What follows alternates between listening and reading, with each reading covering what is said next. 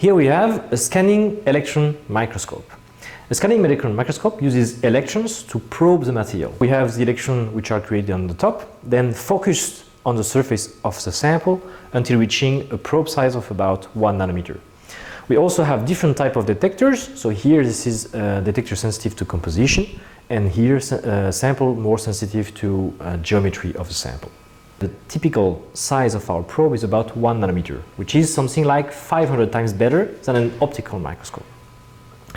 This microscope can be used to probe surfaces of samples to see the geometry in 3D. So with this scanning electron microscope, we can increase the magnification a lot higher than with an optical microscope. Typically here on the screen we have a fly, and if we increase the magnification and we zoom on the wing, we will see that we have a lot of details until reaching some nanometers resolution.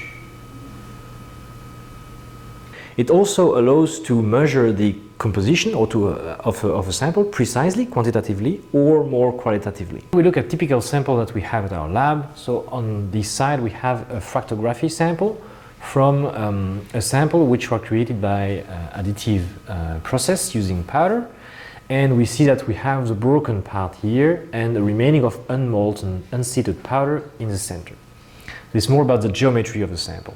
In terms of composition, we can also look at images like that, where the contrast is directly linked to the composition or the mass of our elements. So here this is a little inclusion with higher mass, and in grayer, light gray, this is a sample where the mass is a bit less. On this sample, we were willing to know the elemental composition of our sample. So we took a picture and we can locate quite nicely the location of here our iron signal, our magnesium signal, and our silicon signal. And with this information we can link the composition to the mechanical properties or behavior of our material.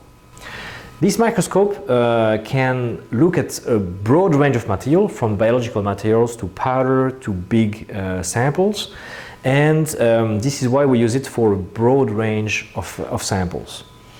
Typically in our lab we use it for fractography, for example, which is looking at rupture surfaces of tensile stress or compression samples.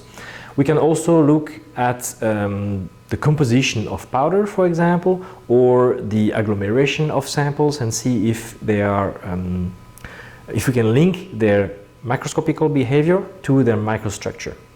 We can also use polished samples to see micrography and look at how the grains are arranged and see if their property, which we measure, are properly related to the microstructure.